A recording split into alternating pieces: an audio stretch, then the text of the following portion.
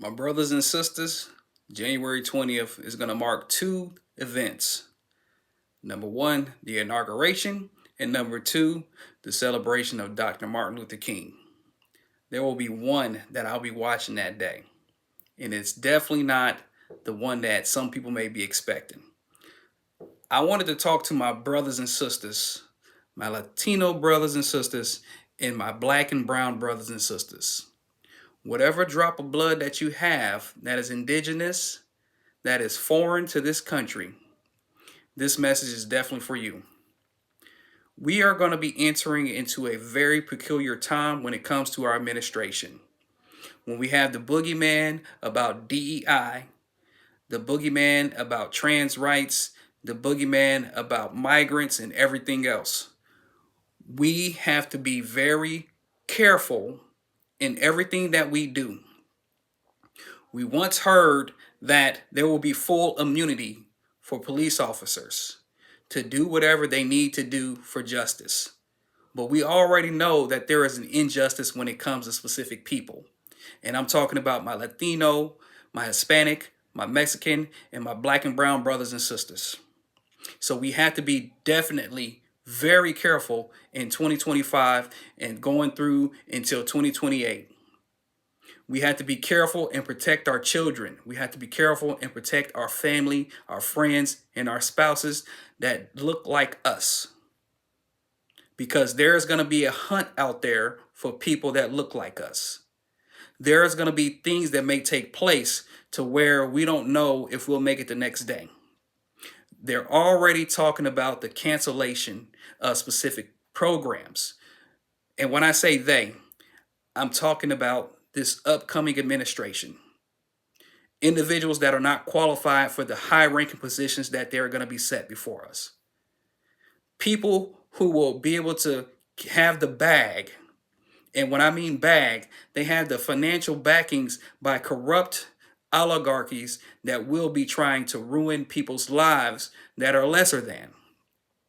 So the black and brown, Latino, Asian, I'm talking any race that is not white. We have to be very careful with our children in our schools. As you well know, they will try to strip away the public education systems. They will try to strip away the Department of Educations.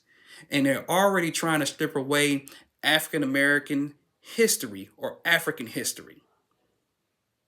We are in a very troubling time, and we have to be extremely careful whatever we do.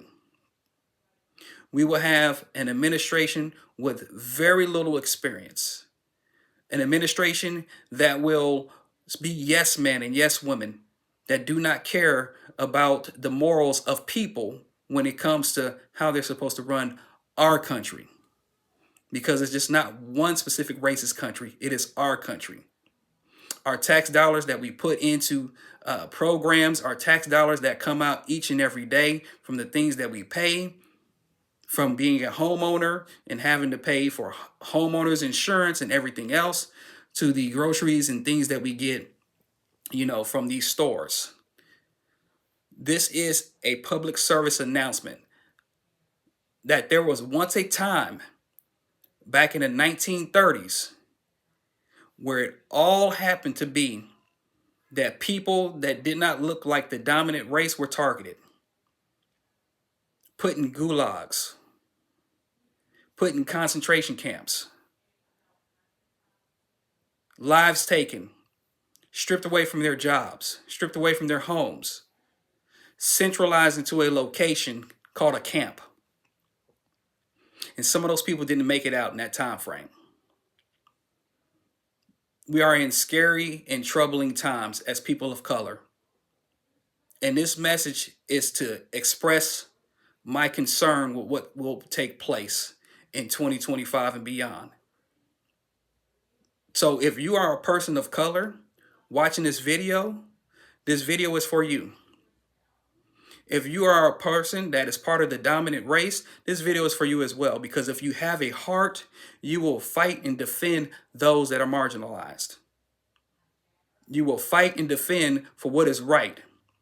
If you're a Christian person and you think that it would be okay to villainize, to have hate and evil for people that don't look like you, that is not the walk in Christian faith.